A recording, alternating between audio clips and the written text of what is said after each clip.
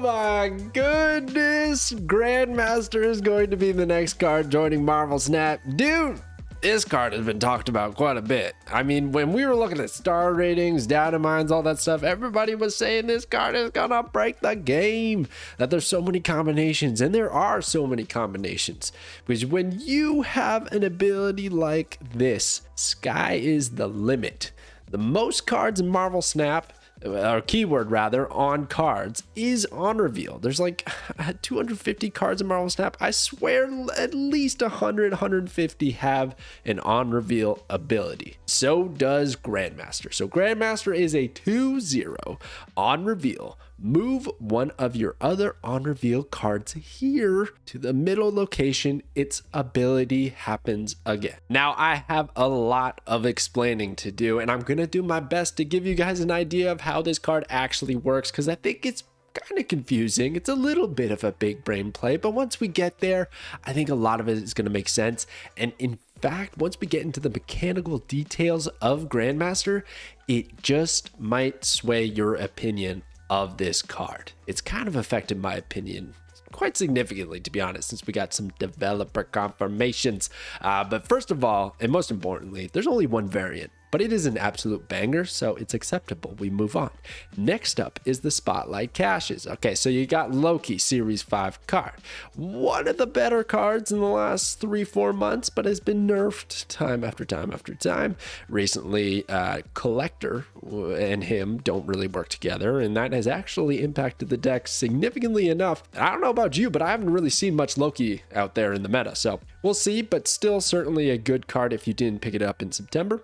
And then you got Hitmonkey, Series 4 card now, and a pretty awesome Hitmonkey variant there by Rian Gonzalez. So yeah, I don't know. I think it's an okay Spotlight Cache if you're missing these cards, which is kind of the go-to when it's should you buy or open up a Spotlight Cache? Well, do you own the cards? if you only own one, I don't know. I don't think it's all that worth it. But Grandmaster is a Series 5 card, 6,000 tokens. So if you're going for him, then it's really worth it, right? Because if you're missing one of those cards and you got Grandmaster, it's going to be a good time. So Grandmaster, I got to get into the details of how this card works because there's a lot to talk about. So let's check it out. All right, here we go. Now I'm going to do a really quick overview of how this card works just in general. Then I'm going to get into the more specific details, and I've got some examples for you all today. But first, Grandmaster, right? Okay, so I have an empty board. My opponent has an empty board. There's nothing on the board. And then I'm going to play Korg, and then I'm going to play Grandmaster at Korg's location. Okay, what's going to happen is obviously Korg, his on reveal is going to go off, but then Grandmaster is going to take Korg, move him to the mid. His on reveal is going to go off. He's going to throw out another rock, and that's it. Then we're done. That's the Grandmaster ability. Now, let's say I have Korg and Rock Slide at a location, and I play Grandmaster there. Well, as you can see over here, when there's multiple on-reveal cards at a location where GM is played, the target will be random. There is no rhyme or reason to why Grandmaster picks a certain card. It's just going to be random. It's not play order or anything like that. So it's just going to look at Korg, it's going to look at Rock Slide, and boom, we're in a 50-50. And one of those cards is getting moved to the mid, and their ability is going to reactivate, okay? Now, where it gets dicey with Grandmaster is that the move to the mid is required. That is a huge handicap in my eyes to this card's viability. Because what if it's Space Throne? What if it's just any location that's filled up? What if you're against a junk deck and Green Goblin gets sent over and all that stuff? Like, there's just a lot that could go wrong to rely on a specific location. It's kind of reminiscent of Quake, right? Quake wasn't played for a very long time. It was also to her benefit, but you'd had to play her in the mid to use her ability, but sometimes you didn't want to play cards in the mid, which made it a bit awkward.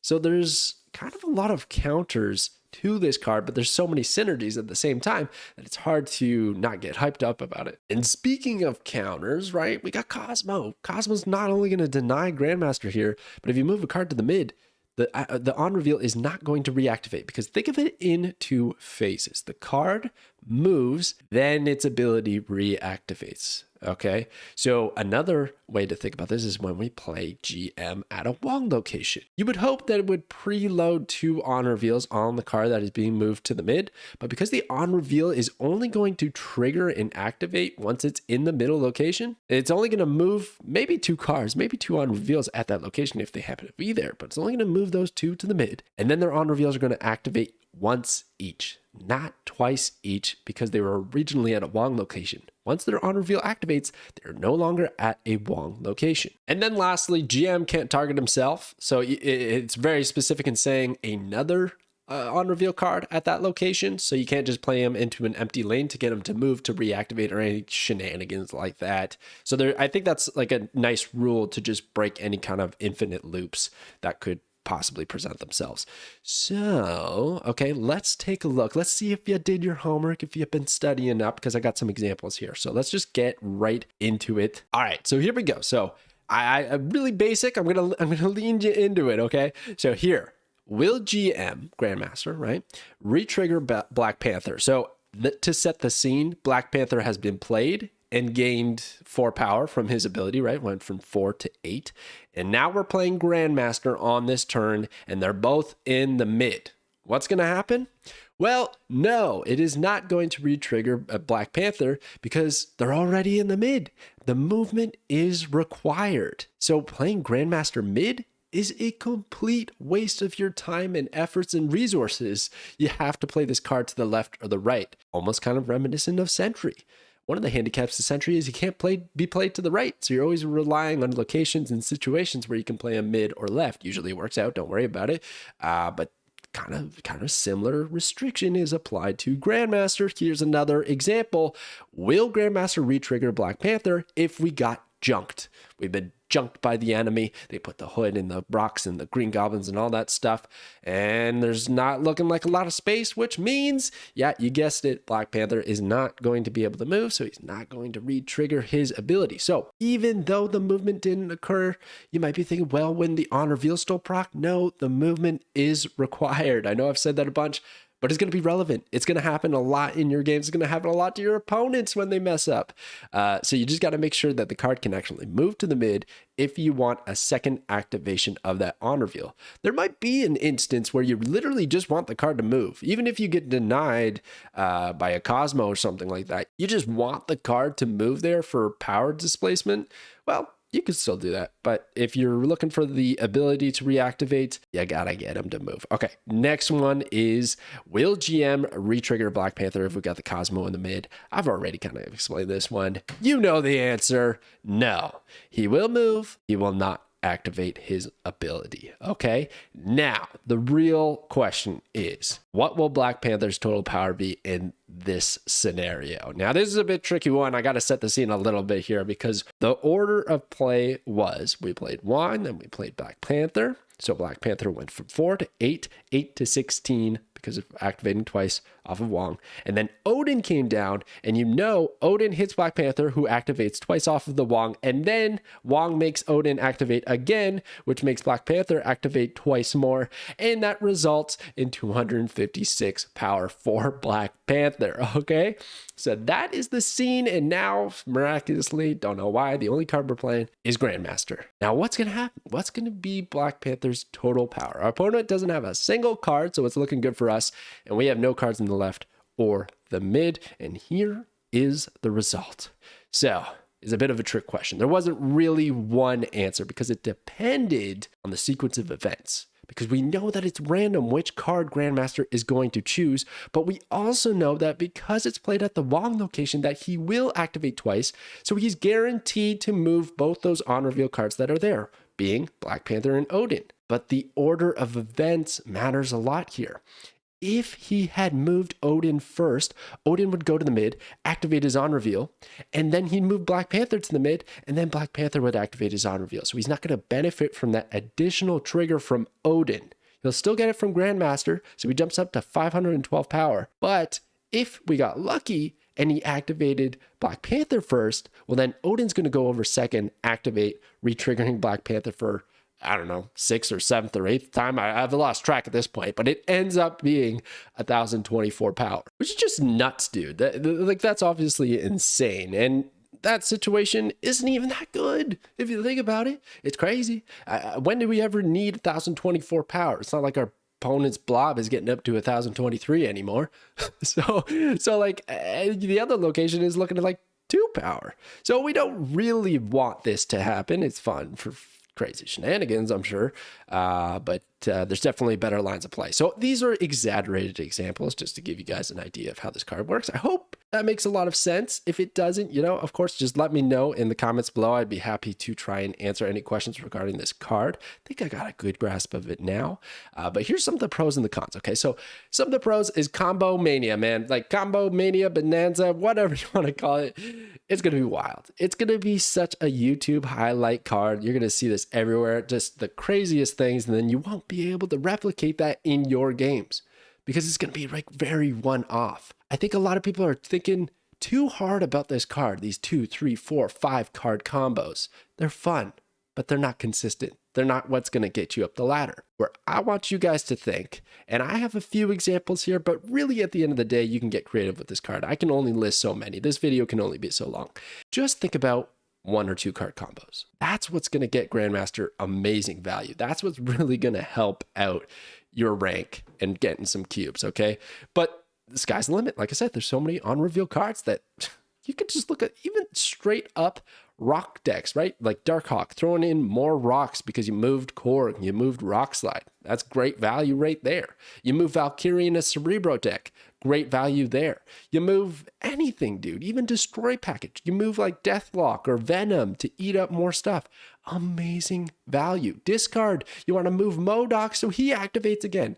Like it just goes on and on. Which is why I'm doing the personal certification of voting this card to be the most likely to break the game. I just feel like somehow it's gonna happen, right? There's gonna be a combo that's just OP, and then they're gonna nerf every card around it, or maybe nerf him in a week when the spotlight cache rotates.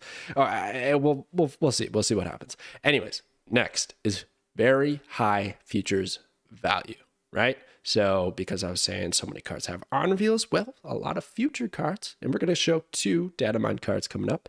They're going to probably have on reveals. And every time an on reveal card comes out that has a pretty good on reveal, we can look at Grandmaster and say, hey, we can do that a second time. Not too shabby. The interesting thing about this is that Absorbing Man already exists.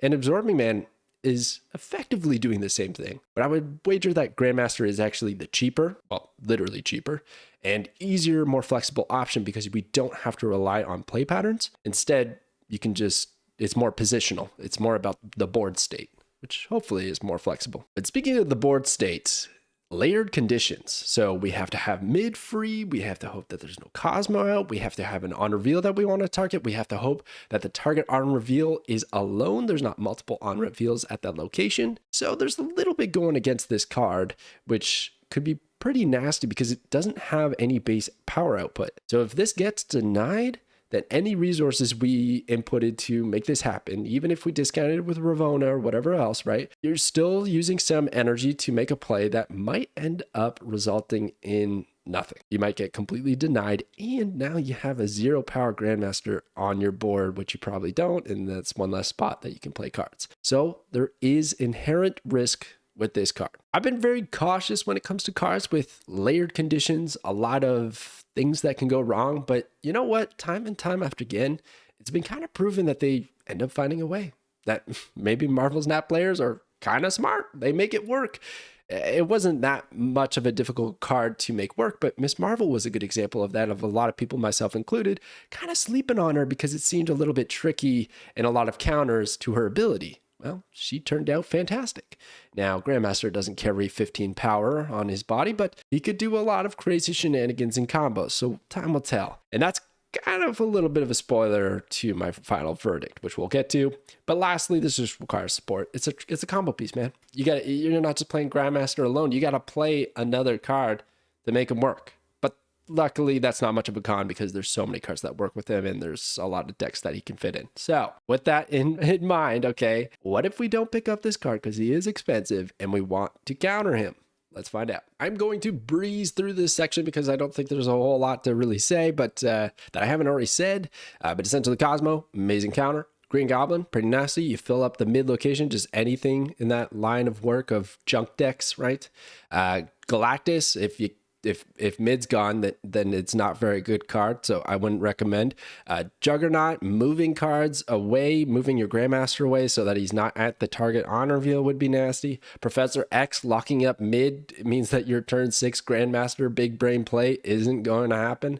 And then Kingpin being mid is kind of nasty because you're moving cards mid, which might get you -2 power. So I think just in general, this is just a few counters. I think there's even more than just listed here. If there's a really spicy one that you thought of, let me know in the comments below. But these ones seem pretty nasty to old Grandmaster here. Anyways, moving on to some DATAMINE combos, some future investment cards that might work very well with Grandmaster. So kind of big news here in that Beta Ray Bill got buffed. Yeah, in the last OTA. Weirdly enough, I don't think we've ever seen that for a DATAMINE, but Beta Ray Bill is 6 power, and I am happy for it. If you don't know, he's an on reveal, shuffle Stormbreaker into your deck, and when you draw Stormbreaker, it's a 0/1, and when it's played, it doubles the power of old Bill here. So that means when you play the Stormbreaker, which is 1 power, and you double the power of just a base Bill, he goes from 6 to 12, and then the 1 power from the Stormbreaker is 13 power for 4 energy. Now, of course, you got to draw a Stormbreaker. That's the condition, but hey, there's some cards that can help you do that. And in fact, Grandmaster might be able to help us a little bit if we use it on Bill to get 2 Stormbreakers in our deck, which just increases our odds of drawing one, or on Stormbreaker itself so that we can double Bill from 6 to 12 to 12 to 24. That's going to be an amazing combination. So there is definitely a very fun deck brewing there that I'm excited for. And of course, Beta Ray Bill, he's coming out next week, which is why you got to snap subscribe, because we're going to be doing a snap and pass on Beta Ray Bill next week. I'm very excited about that card. Okay, next up is Bullseye. We have no idea when this card is going to come out, if it's going to maintain its ability, but on reveal, the next card you draw will be a 2-cost card if any are left. You only run Grandmaster. You guarantee to draw Grandmaster. If we're talking Combo Mania, that is just the nuts. Like if you can draw your combo pieces on demand, get out of town. That's where things get a little bit too broken. So yeah, these cards seem a little bit nuts. There's actually not too many that have on reveals coming down the pipeline, but there's always going to be future ones. On reveal is here to stay. It's the most common ability in Marvel Snap. So there you go. That's some DATAMINE combos. Now let's talk about some key synergies and deck lists that I've brewed up. All right, so I think the best synergy of them all, funny enough, doesn't even have an on reveal ability. That is Ravonna Renslayer, because she's going to make Grandmaster a 1/0, which a 1/0 that can reactivate an on reveal is just going to be so strong. So I think that is a great combination. And then I've listed out just a few fun on reveal cards, but again, this page could just go on forever. There's so many cards, dude. I couldn't put them all here. Even deck lists, like I just put together 3 that I think are both fun and also interesting. So without getting into the key synergies too much, there's a lot of options, but Mr. GM, so a negative Ravonna deck I think is going to be super strong. Ravonna is hitting so many cards here if we do not draw Mr. Negative, and if we do draw Mr. Negative, she's going to make him cheaper so we can play him earlier, flipping everything. So Grandmaster is a 0/2, and the whole idea with Grandmaster is we compare it with Arnim Zola to just, I don't even know, dude. Arnim Zola hits an Iron Man and then goes to the mid and hits another Iron Man, and then Iron Men are everywhere. Amazing. But maybe even better yet is with Alioth. We go for that big turn 6. The only problem with that is you don't often have priority with Mr. Negative decks, but let's say we do. Well, then you play Alioth. It triggers and destroys everything at the left or right location, and then you use Grandmaster there, and then it goes mid and destroys everything there. Gosh, that is just checkmate central. Seems like a lot of fun. You got to watch out. There's going to be magic, some other on reveals, but Mystique is a great combo because she's going to go on reveal, copy, and then become an ongoing card, which means she can't get targeted by Grandmaster.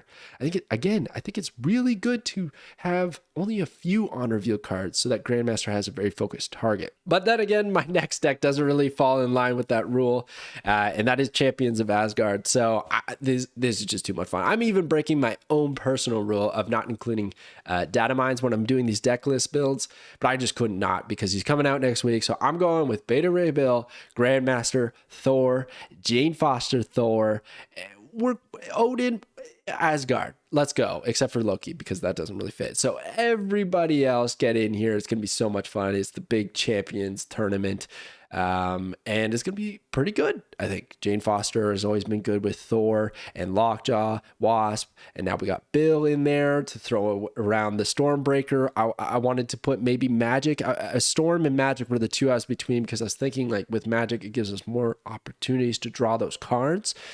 So you can maybe flex that one in. Another one is if you don't want to use the DATAMINE card because you can't own it just yet and you want to try this deck out with Grandmaster, I would take out Bill and put in Jubilee. I think that would be the most natural swap available. Then we got things like Doom and Odin and Wong shenanigans, and we're just on revealing our lives away.